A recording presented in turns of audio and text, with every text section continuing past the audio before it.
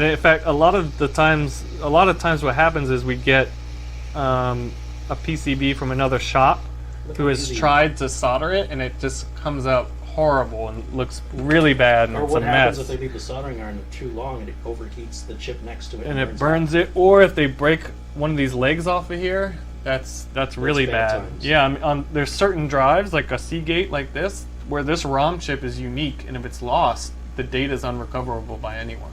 Wow. Yeah, so you got to be very careful when you do that, when you mess with these. But then when we heat that up, it's going to jump to the metal. So I line these up, and then as soon as I heat it, it all jumps onto the legs and the solder pads. And now that's as good as new, and it's on there hard. I've never seen that process before.